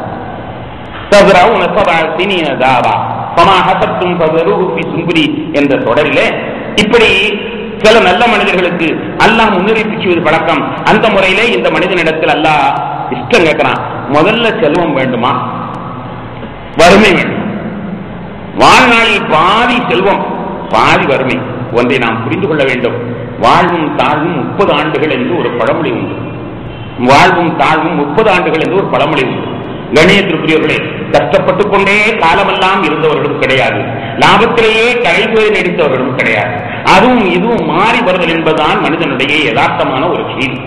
அந்த முறையில் அந்த மனிதனுக்கு கேட்கிறார்கள், செல்வம் கொஞ்ச நாளைக்கு, வறுமை கொஞ்ச நாளைக்கு, எது முந்தி வேணும்? அவன் சொன்னா என் மனைவிட்ட கேட்டோன்னு சொல்றேன். அவன் நம்மோட சென்றாளா பொங்கல் தெரியுது, மனைவிட்ட வந்து கேட்டு சொல்றேன். சரி கேட்டு சொல்லு என்று நபி சொன்னார்கள். மனைவியும் அவர்களும் சேர்ந்து ஆலோசனை பண்ணினார்கள். அப்ப இவன் சொன்ன, இந்த மனிதன் சொன்னான், முதல்ல செல்வத்தை தந்துட்டு அதுக்கப்புறம் வறுமையை தந்தா சமாளிக்கிறது கஷ்டம், நல்லா வாழ்ந்துட்டு அதுக்கப்புறம் கஷ்டத்தில் வாழ்றது சிரமம். அதனால முதல்ல ஏழ்மையை தரணும், அதன் பிறகு நம்ம சமாளிச்சுக்கலாம், நாம சந்தோஷமா கடைசி காலத்தில் இருப்போம். அம்மா சொன்னாங்க, எப்பவும் நமக்கு மாத்தம் இருக்கும். அம்மா சொன்னாங்க, அதெல்லாம் வேணாம், முதல்ல செல்வம், முதல்ல செல்வம். இல்ல பிபி இப்படித்தான் நல்லா இருக்கும், அதனால இல்ல நான் சொன்னது போய் சொல்லுங்க. கட்டாம போயிட்டார். போய் நபிட்ட போய் சொன்னார், முதல்ல செல்வம் வேண்டும். அல்லாஹ் இடத்துல சொல்லப்பட்டது. அல்லாஹ் சொன்னா சரி நல்லது, செல்வத்தை முதல்ல செல்வத்தை கொடுத்தான். இந்த செல்வத்தை கொடுக்கும்போது அந்த அம்மா சொன்னாங்க, செல்வத்துல இருக்கும்போது நீங்க ஒரு சட்டை போட்டீங்கன்னா ஏழைக்கு ஒரு சட்டை வாங்கி கொடுத்துருங்க. நம்ம வீட்டுல விருந்து ஆக்குனா 4 பேர் நம்ம சாப்பிட்டோம்னா 4 பேர் அணியும் சாப்பிடணும், ஒரு ஏழை சாப்பிடணும். என்ன நாம அனுபவிச்சாலும் ஏழைக்கும் கொடுத்துருங்க. இப்படி நாம செல்வத்தில் செய்வோம் என்பதாக அந்த அம்மா ஒரு குறுக்கு வழியை சொன்னாங்க. அது மாதிரியே அந்த பாதி அவனுடைய ஆயுள் வரை நல்ல முறையில் இப்படியே செய்தார்கள். கடைசியில் அடுத்து கஷ்டம் கொடுக்க வேண்டிய வேலை. அப்ப அல்லாஹ் சொன்னா, மலக்களை கூப்பிட்டு, இவனை நான் வறுமை கொடுக்கலாம் என்றுதான் நினைத்திருந்தேன், ஆனால் இவன் தனக்கு செல்வம் வந்த நேரத்திலே அந்த செல்வத்தை கொண்டு அடுத்தவர்களுக்கு சேவை செய்தான்.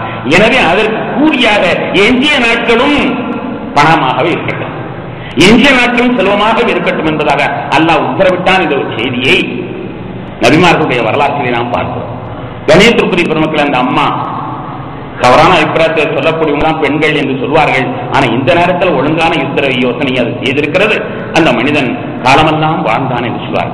கணேசத்திற்குரிய பெருமக்களே, அது போல நமக்கு செல்வம் இருக்கின்ற நேரத்திலே அந்த செல்வத்தில் நல்ல காரியத்தை செய்து கொண்டே இருந்தோமே ஆனால் அது நம்மை விட்டு அகலாது, நம்முடைய சந்ததிகளை விட்டு அகலாது. 7 தலைமுறைக்கு நாம் செல்வதற்காக பேசலாம்.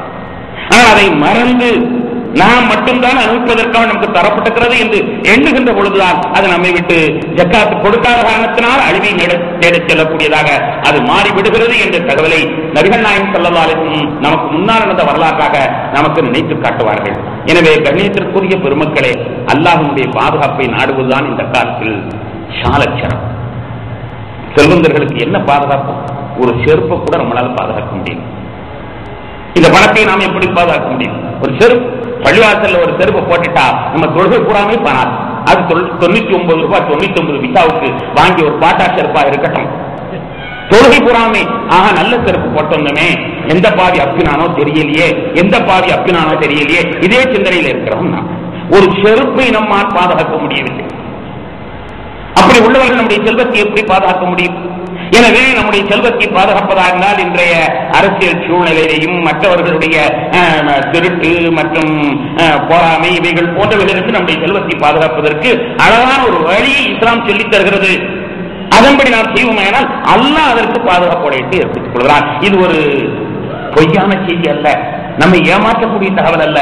திருக்குர்ஆன் நமக்கு வரைந்து காணக்கூடிய உண்மைதான். ஜகாத்தை நாம் செலுத்துகின்ற பொழுது அல்லாஹ்வுடைய பாதுகாப்பிலே அது அனைத்தும் அமைக்கப்பட்டு விடுகின்றது.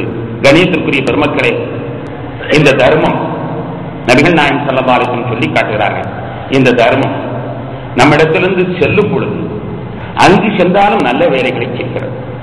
ஜகாத் இருக்கிறதே, அது உங்களிடத்தில் இருந்து இருக்கும் வரை ஆபத்து. அதை வெளியாக்கி விட்டீர்களே ஆனால் அது செல்லும் இடத்தில் நல்ல காரியத்தை செய்கிறது. நம்மை விட்டு அது வெளியாக்கி விட்டால் செல்லும் இடத்தில் நல்ல காரியத்தை செய்கிறது. நபிகள் நாயகம் ஸல்லல்லாஹு அலைஹி வஸல்லம் சொன்னார்கள், முன்காலத்திலே ஒரு மனிதர் தர்மம் கொடுக்க நினைத்தார். இரவு நேரத்திலே பரீசருடைய காலத்திலே தர்மம் கொடுக்க நினைத்தார். தர்மம் யாருக்கும் தெரியாமல் கொடுக்க வேண்டும் என்று எண்ணினார்.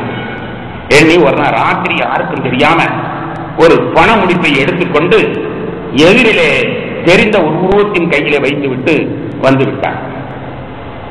மறுநாள் காலையிலே பேசப்படுகிறது, யாரோ ஒருவன் திருடனுக்கு தர்மம் கொடுத்துக்கிறான்ப்பா, திருடனுக்கு தர்மம் கொடுத்துக்கிறான்ப்பா என்பதாக பேசப்படுகிறது.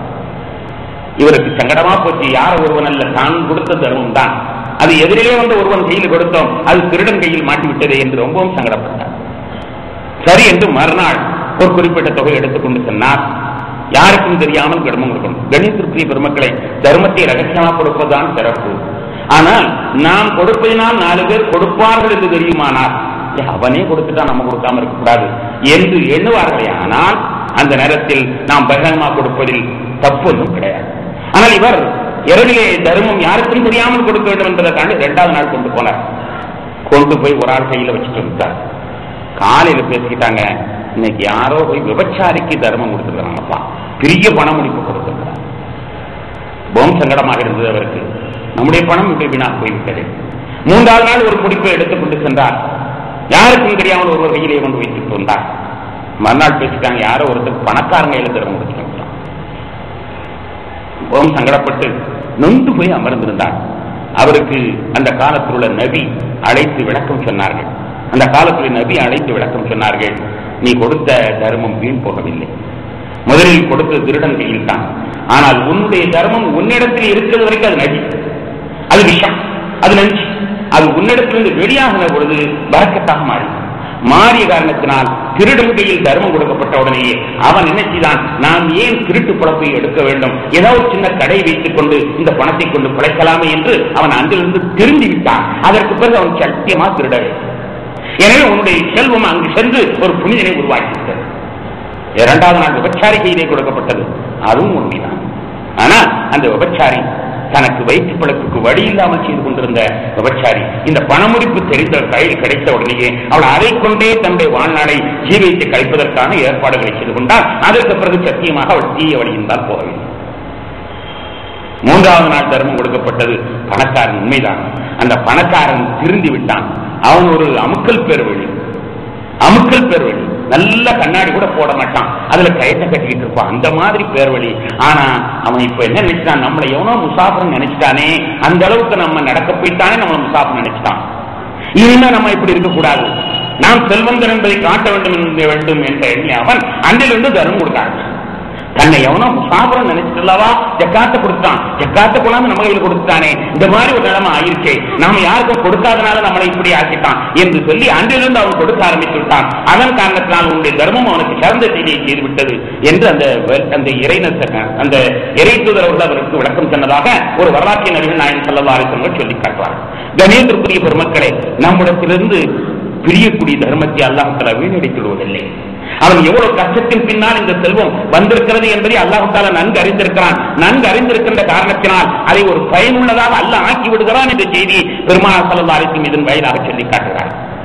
அதே நேரத்தில் யார் இதை துஷ்பிரயோகம் செய்கிறார்களோ, யார் இந்த தர்மம் இந்த பணம் எங்கு போய் சேர்கிறதோ அது துஷ்பிரயோகம் செய்யப்பட்டது என்றால் இது நஞ்சி அவனை அழித்தேற்றி. ஜகாத்தை வாங்குபவர்கள் முறையில்லாமல் வாங்குவார்களே ஆனால், முறையில்லாதவர்கள் அதை செலவழிப்பார்களே ஆனால் இந்த நஞ்சி சாதாரண நஞ்சல்ல, அவனை சுட்டரித்துடன் உள்ள சந்ததிகள் எல்லாம் சுட்டது. இது எப்படி நல்லவனுக்கு நல்லவனோ கெட்டவனுக்கு கெட்டவனோ அது போன்றுதான் இந்த செல்வம். உங்களிலிருந்து வெளியாகக்கூடிய செல்வத்தை அல்லாஹ் அக்கறையோடு பாதுகாக்கிறான், அது நல்ல காரியத்தை செய்ய வைக்கிறான். யாராவது துஷ்பிரயோகம் செய்தால் அவர்களை அடித்து விடுகிறான். இதை நபிகள் நாயகம் ஸல்லல்லாஹு அலைஹி வஸல்லம் காலத்தில் நடந்த ஒரு வரலாறு நமக்கு சொல்லி காட்டுகிறது. பெருமானார் ஸல்லல்லாஹு அலைஹி வஸல்லம் அவர்களிடத்திலே உரைனா என்று சொல்லப்படக்கூடிய ஊரிலிருந்து சிலர் இஸ்லாத்திற்கு வந்தார்கள். அவர்கள் மதீனாவிலே தங்கியிருந்தார்கள். மதீனாவிலே அவர்களுக்கு சொறி பிடித்து விட்டது. சொறி ஏற்பட்ட உடனேயே பெருமானார் ஸல்லல்லாஹு அலைஹி வஸல்லம் அவர்கள் இதற்கு மருத்துவத்திற்காக என்ன செய்தார்கள், நீங்கள் ஜக்காத் ஒட்டகம் மேய்கின்ற இடத்திற்கு போங்க, அங்கே தங்கியிருங்கள். பெருமானாருடைய அந்த மருத்துவத்தின் பராமம் நீங்கள் போய் அந்த மூத்திரத்தை எடுத்து பூசுங்கள், மூத்திரத்தை பூசுங்கள், மூத்திரத்தை குடிக்கவும் செய்யுங்கள் என்பதாக சில ரிவாயத்துகளே காணப்படுகிறது. அந்த மூத்திரத்திலே உங்களுக்கு ஷிஃபா இருக்கிறது, சொறி தீர்ந்துவிடும், நீங்கள் செல்லுங்கள் என்று அந்த குறிப்பிட்ட நோய்க்கு. அதற்காண்டி நமக்கு அரிப்பு இருக்கிறவங்க ஒட்ட மூத்திரத்தை எடுத்து பூசிக்கொள்ளாதீர்கள். அந்த குறிப்பிட்ட நோய்க்கு அந்த சொறியிலே பல வகை சொறி இருக்கிறது. தோல் வியாதி என்று சொன்னால் ஒரு வகை, இரண்டு வகையா? தோல் ஸ்பெஷலிஸ்டுகள் தெருவுக்கு தெரு அமைந்திருக்கிறார்கள், அவர்கள் போய் கேட்டால் எத்தனை வகை இருக்கிறது. அதிலே இது ஒரு வகை. அந்த ஒரு வகைக்கு ஒட்டகத்தினுடைய மூத்திரத்தை தேயுங்கள், அங்கு சென்று நீங்கள் இருங்கள் என்று நபிகள் நாயகம் ஸல்லல்லாஹு அலைஹி வஸல்லம் அவர்களை அனுப்பிவிட்டார். நோய் குணமானது. ஜக்காத்துடைய ஒட்டகங்கள் இருக்கின்ற பகுதியில் இவர்கள் இருந்தார்கள். நோய் குணமானது. குணமானதற்கு பின்னால் அந்த மூதியை பிடித்தவர்கள் ஜக்காத்திலே ஒட்டகத்தை ஓட்டிக்கொண்டு ஊரை நோக்கி ஓடார்கள். ஜக்காத்திலே ஒட்டகத்தை ஓட்டிக்கொண்டு ஊரை நோக்கி ஓடார்கள். இந்த செய்தி பெருமானார் ஸல்லல்லாஹு அலைஹி வஸல்லம் அவர்களுக்கு கிடைத்தது. உடனே ஒரு பெரும் படையை அனுப்பி அவர் அத்தனை பேர்களும் கொண்டு வர சொன்னார்கள். கொண்டு வர சொன்ன பெருமானார் ஸல்லல்லாஹு அலைஹி வஸல்லம் இதுவரை யாருக்குமே அப்படி தண்டனை கொடுத்ததில்லை. திருக்குர்ஆனின் வசனம் நேரடியாக அவர்களை பற்றி அல்லாஹ் குர்ஆனிலே இப்படி தண்டனை கொடுங்கள் என்று சொன்னார். என்ன தண்டனை தெரியுமா? அவர்களுடைய கண்களை பிடுங்கப்பட்டு வெயிலே போடப்பட்டது. அவர்களுடைய மார்கை வெட்டப்பட்டு வெயிலே போடப்பட்டு அப்படியே சாகும்படி அவர்களை விடப்பட்டது. மார்கை வெட்டப்பட்டு அதன் பிறகு அவர்களை வெயிலே போடப்பட்டு கண்ணை குத்தி கண்ணை தோண்டப்பட்டு வெயிலேயே அவர்களுக்கு தயாரத்திற்கு தண்ணீர் கொடுக்காமல் ஒன்றும் கொடுக்காமல் அப்படியே அவர்களை சாகடித்து ஒன்றுமில்லாமல் ஆக்கப்பட்டது என்பதை திருக்குர்ஆன் சொல்கிறது. உரையா அவர்களுடைய தண்டனையை பற்றி நாம் எண்ணும் பொழுது பெருமானார் ஸல்லல்லாஹு அலைஹி வஸல்லம் சித்திரவதை அனுபவிக்கக்கூடியவர்கள் அல்ல, சித்திரவதை அனுமதிக்கக்கூடியவர்கள் அல்ல. சின்ன காயப்படுவதை கண்டாலேயே கண்மணி நாயகம் ஸல்லல்லாஹு அலைஹி வஸல்லம் கண்களில் இருந்து ரத்தம் சொட்டும். அப்படிப்பட்ட இரக்கமுள்ள சுபாவமுள்ள பெருமானார் ஸல்லல்லாஹு அலைஹி வஸல்லம் இவ்வளவு கொடுமையான தண்டனை தந்தார்கள் என்றால் ஜகாத் என்ற அந்த அற்புதமான அந்த பணத்தை இவர்கள் எடுத்துச் சென்றார்கள் என்ற ஒரு கோபத்தின் காரணமாக அல்லாஹ்வே இப்படிப்பட்ட உத்தரவை இறக்கினார். அது நமக்கு அதற்கு விளக்கம் எழுதக்கூடிய பெருமக்கள் இதையும் சொல்லித் தருகிறார்கள். ஜகாத்துடைய பொருள் எங்கு சென்றாலும் அதை துஷ்பிரயோகம் செய்யப்பட்டால் அவர்களை அழிக்காமல் விடுவதில்லை என்ற தகவலையும் நமக்கு சொல்லித் தருகிறார். கணேசருக்குரிய பெருமக்களே, அருமை சஹாபாக்களுடைய வரலாற்றை நீங்கள் எண்ணி பார்ப்பீர்களே, ஆனால் அவர்கள் தர்மம் கொடுப்பதிலே என்ன லாபம் இருக்கிறது என்பதை புரிந்து கொண்டார். அதனால் தர்மம் கொடுப்பதற்கு அவர்கள் மிகப்பெரிய அக்கறை கொண்டவர்களாகவும் மிகப்பெரிய ஆசை கொண்டவர்களாகவும் இருந்தார்கள். தர்மம் கொடுப்பதென்றால் அவர்களுக்கு வெள்ளக்கட்டி சாப்பிட்டிருக்கிறோம். ஏனென்றால் அதனுடைய பலன் நபிகள் நாயகம் ஸல்லல்லாஹு அலைஹி வஸல்லம் சொல்லி இருப்பதன் மீது நம்பிக்கை, அந்த நம்பிக்கையின் காரணமாக தர்மம் கொடுப்பதற்கு அவர்கள் ஆசைப்படக்கூடியவர்களாக. எத்தனையோ சஹாபிகள் கடன் வாங்கி தர்மம் கொடுப்பார். ஒரு சமயத்தில் நபிகள் நாயகம் ஸல்லல்லாஹு அலைஹி வஸல்லம் அவர்கள் ஒரு தற்காப்பு நிதிக்கு யுத்த நிதிக்கு நிதி கொண்டு வாருங்கள் என்று சொல்லி அனுப்புகிறார். அப்போது ஒரு நண்பர் அவர் ஓடி சென்றார். வீட்டில் பார்த்தால் ஏதாவது இருக்கிறதா என்றால் வீட்டில் எதுவுமே இல்லை. சரி, யாரிடத்திலும் கடன் கிடைக்கிறதா என்று பார்த்தால் கடனும் அவருக்கு கிடைக்கவில்லை. கடைசியில் யாரிடத்திலாவது வேலைக்கு போவது என்று நினைத்துக் கொண்டு வேலைக்கு போனார். வேலை தேடி போன பொழுது ஒரு யூதன் தண்ணீர் இறைத்துக் கொண்டிருந்தான். அவனிடத்திலே சென்று, நான் தண்ணீர் இறைத்து தருகிறேன், எனக்கு ஏதாவது கூலி கொடு. அவன் பார்த்தான், சரியா அவன் ஆள் மாட்டிட்டான். இன்னைக்கு அவனை கசைக்கு பிழிஞ்சிட வேண்டியதான் முடிவு.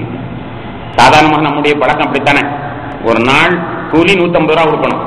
ஆனா அவனா வந்தானா 35 ரூபா தர்றேன், நீ சேவிச்சிருயா என்று சொல்லுவோம். 150 ரூபா கொடுத்தனா அவனா வந்ததுக்காக வேண்டிய தண்டத்துக்கு 35 ரூபாய்க்கு. இது மனிதனுடைய இயல்பு.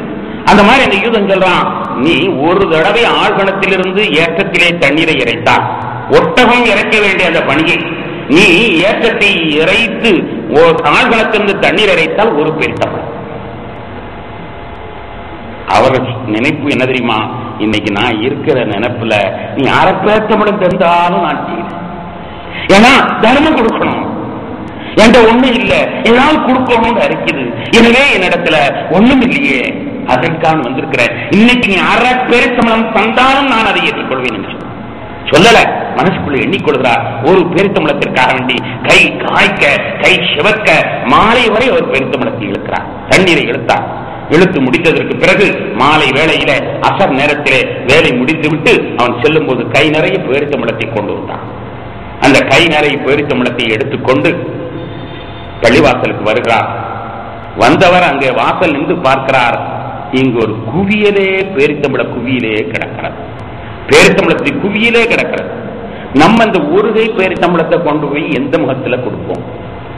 மிக கம்மியாக இந்த பேரித்தம்பளத்தை யார ஃபுல்லா தர்மம் கொடுக்கணும் ஆசை வந்துச்சு, கொடுக்கணும்னு அந்த நம்பிக்கை வந்தது. கொடுக்க ஆசைப்பட்டு உழைத்து கொண்டு வந்த அந்த கை நிறைய பேரித்தம்பளத்தை வைத்துக் கொண்டு அவர் யோசித்துக் கொண்டே நிற்கிறார்.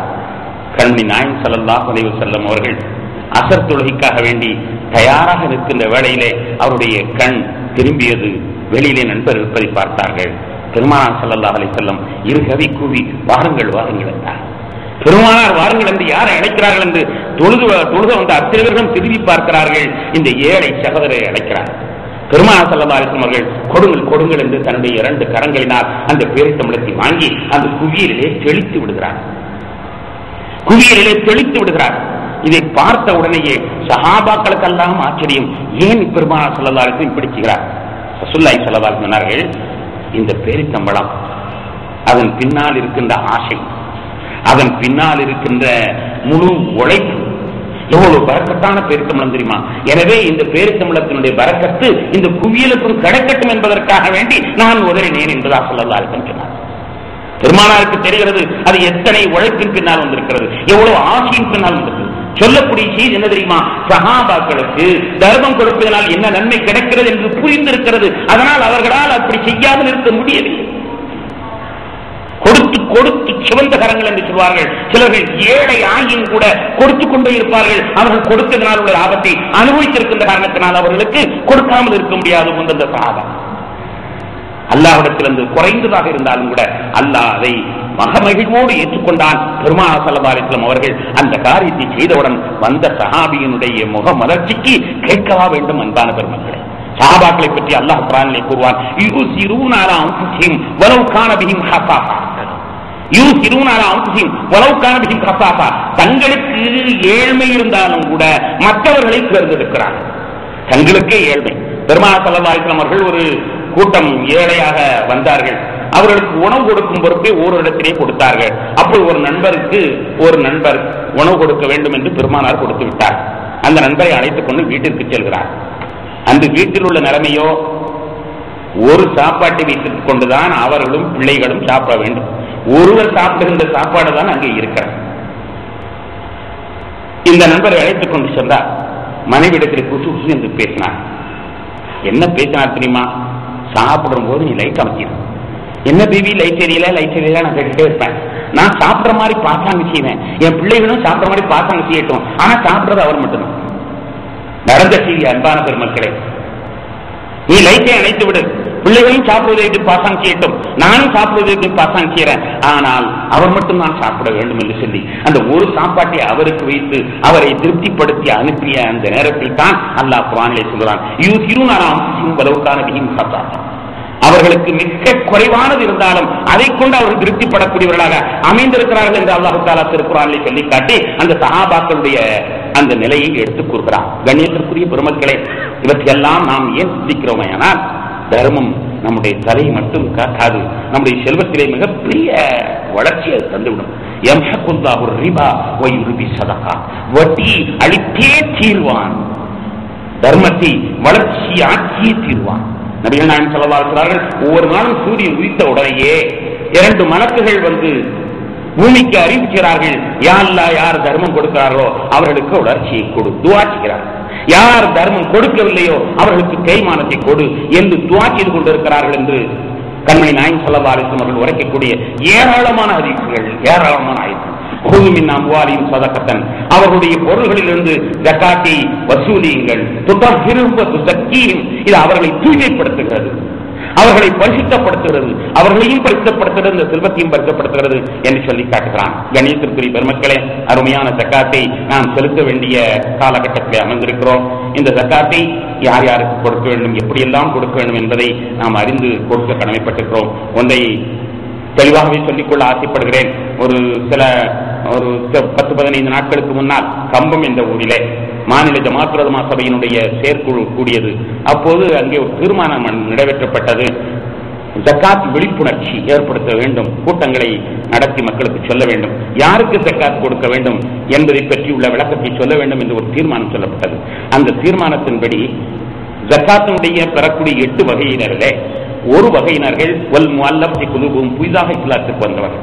புதிதாக இஸ்லாத்துக்கு வந்தவர்களுக்கு கொடுக்க தேவையில்லை, ஷரப்பில்லை என்று இமாம்கள் காலத்திலேயே முடிவு செய்யப்பட்டது. என்றால் இஸ்லாம் செல்வமாகிவிட்டது. அவர்களை பூராவுமே நம் தத்தெடுத்துக் கொண்டு அவர்களுக்கு மதரசாம் நடத்தி சாப்பாட்டுக்கும் வழி கொடுத்து உழைப்புக்கும் வழி கொடுத்து இப்படியே இஸ்லாத்தை வளர்க்க வேண்டிய தேவையில்லை. இஸ்லாம் கண்ணியமாக இருக்கிறது. எனவே நம்முடைய இஸ்லாத்தில் உள்ளவர்களே எவ்வளவு பிரச்சனைகள் இருக்கும்போது அவர்களை சீர்திருத்த இந்த பணத்தை செலவழிக்காமல் இது மாதிரி புதியவர்களுக்கு தேவையில்லை என்று முடிவு செய்யப்பட்டிருக்கின்ற அந்த செய்தியை சமுதாயத்தின் முன்னால் கொண்டு வர வேண்டும். அதே போன்ற அடிமைகள் என்பதும் இப்பொழுது கிடையாது. 8 குடும்பங்களிலே பாக்கி இருக்கக்கூடிய 6 நபர்கள் தான் இருக்கிறார்கள். ஒன்றாவது ஒன்றுமே இல்லாத வறியவர்கள், இரண்டாவது ஓரளவு இருக்கிறது ஆனால் அவர்களால் முழுமையாக வாழ்க்கையை நடத்த முடியவில்லை என்று சொல்லப்படக்கூடிய மிஸ்கீன்கள், மூன்றாவது ஜக்காத்தை வசூலிப்பதற்காக பயன்படக்கூடியவர்கள், நாலாவது கடன்காரர்கள், ஐந்தாவது அல்லாஹ்வுடைய பாதையிலே யுத்தம் செய்வதற்காக புறப்பட்ட அதுவும் இப்பொழுது கிடையாது, ஆறாவது அல்லாஹ்வுடைய வழிபோக்கர்கள் என்று சொல்லப்படக்கூடியவர்கள், மதரசாவுடைய மாணவர்கள் எல்லாம் இந்த வகையை சேர்கிறார்கள். இவர்களுக்கு கொடுக்க வேண்டும் என்று சொல்கின்ற பொழுது இந்த புதிதாக நம்மிடத்திலே ஷோக்களை ஏற்படுத்தி மீடியாவின் மூலமாகவும் அதன் மூலமாகவும் நம்முடைய பணங்காசுகள் எல்லாம் அவர்கள் கேட்கின்ற பொழுது அதில் நிறைய நன்மை இருப்பதாக நாம் கொடுக்கின்றோம். ஆனால் அது சிந்திக்க வேண்டிய விஷயம் என்பதை சமுதாயத்திற்கு சொல்லிக் காட்ட வேண்டும். மிகச் சிறப்பான ஒன்று தெரியுமா, நம்முடைய குடும்பத்தில் உள்ள ஏழைகளை நாம் கவனிக்க வேண்டும். அதற்கு 2 மடங்கு நன்மை. ஒருவர் அழகாக சொன்னார், நம்முடைய சகோதர சமயத்தி நம்முடைய ஊரிலே சுற்றி வாழக்கூடிய போரா முஸ்லிமை பாருங்கள், அவர்கள் தங்களுடைய ஜக்காத்தின் மூலமாக தங்களுடைய இனம் பூராட்டியுமே செல்வந்தராக ஆக்கியிருக்கிறார். அதுபோன்று திட்டமிட்டு நாம் செயலாற்றுமையானால் நம்முடைய சமுதாயத்தில் ஏழைகளே இல்லை என்ற நிலையில் ஆக்கிக்கொள்ள முடியும். தன்னுடைய குடும்பத்தில் குடும்ப உறவிலே செல்பவர்களுக்கு அது சதக்கத்துவாளர் மிஸ்கீனி சதக்கா, மிஸ்கீனுக்கு கொடுப்பதற்கு 1 பங்கு, சொந்தக்காரர்களுக்கு 2 மடங்கு, சொந்தக்காரர்களுக்கு கொடுப்பதனால் 2 மடங்கு. கண்ணியத்திற்குரிய பெருமக்களே, 10 ரூபா 5 பைசா கிடைக்குதுன்னா இன்னொருத்தன் 10 ரூபா 6 பைசா தர்றான்னா அந்த 1 பைசா கிடைக்காதுன்னு ஓடுறோம், நாயா ஓடுறோம் இல்லையா? 10 ரூபா 5 பைசா ஒருத்தன் லாபம் தர்றான், இன்னொருத்தன் 10 ரூபா 6 பைசா லாபம் தர்றான்னா அதை போய் பிடிப்பதற்கு நாம் என்ன அலைகிறோம்? 1 பைசா லாபத்துக்காக அலைகிறனே, நமக்கு கொடுக்கக்கூடிய தர்மம் அப்படியே டபுளா கொடுக்கப்படுதுன்னா அதையே நாம வரிக்கிறது இல்லை. நாம் கொடுக்கிற 10 ரூபாய் 20 ரூபாயாக நமக்கு பரிணமிக்கிறது, 1 லட்சம் ரூபாய் 2 லட்சம் ரூபாய் நமக்கு பரிணமிக்குது. சொந்தம் நம்மளுக்கு பெரும்பாலும் பழக்கம் தெரியுமா, சொந்தக்காரங்க இடத்துல ரஃபா இருக்கும், ரஃபன் டப்பா இருக்கும், மற்றவங்க இடத்துல பெரிய பெருமை உள்ளவர்களாக. உறவினர்களில் யார் உழைக்க வழி இல்லாமல் இருக்கிறார்களோ அப்படிப்பட்ட வாலிபர்களை பிடிக்க வேண்டும். உனக்கு நான் சைக்கிள் வாங்கி தர்றேன், உனக்கு ஒரு ரிக்ஷா வாங்கி தர்றேன், உனக்கு ஒரு பழவண்டி வாங்கி தர்றேன், ஏதாவது என்று ஒரு செல்வந்தரை உருவாக்க வேண்டும். ஒவ்வொரு பணக்காரனும் ஒரு செல்வந்தரை உருவாக்க வேண்டும். திட்டமிட்டு செய்தால் கணேசபுரி பெருமக்களை நமக்கு அறிமுகமான இடத்திலே இந்த செல்வங்களை செலவழிப்பதற்கு முடிந்த அளவிற்கு நாம் முயற்சிகள் மேற்கொள்ள வேண்டும். அப்படிப்பட்ட நிலையில் ஏராளம் மக்கள் இருக்கின்ற வேளையிலே ஏன் நீங்கள் ஃபேஷன் ஷோக்களை நம்பி உங்களுடைய பணங்காசுகளை வீணடிக்கிறீர்கள், விரையும் செய்கிறீர்கள் என்பதை சமுதாயத்துக்கு உணர்த்த வேண்டிய கடப்பாடு மாத்திரமா சபைக்கு இருக்கின்ற காரணத்தினால் அதை உங்கள் முன்னால் சொல்கிறோம், குற்றமாக எடுத்துக்கொள்ள வேண்டாம். கல்வி நாயகம் ஸல்லல்லாஹு அலைஹி வஸல்லம் வரலாறு நமக்கு தெரிந்த வரலாறு. ஒருத்தர் பிச்சை எடுப்பதற்காக வருகிறார். பெருமானார் கேட்டார்கள், உன் வீட்டில் ஏதாவது இருக்கிறதா? பிச்சை எடுக்க வருகிறார். பெருமானார் ஸல்லல்லாஹு தெரிஞ்ச செய்தி, ஆனால் அதனை உணர வேண்டிய படிப்பினைக்காக நான் அதை சொல்கிறேன். பிச்சை எடுக்க வருகிறார், உனக்கு ஏதாவது வீட்டில் இருக்கிறா? ஒன்றும் இல்லை, ஒரு தவற டப்பாதான் இருக்கு, எடுத்துட்டு வா. தவற டப்பா எடுத்துட்டு வா.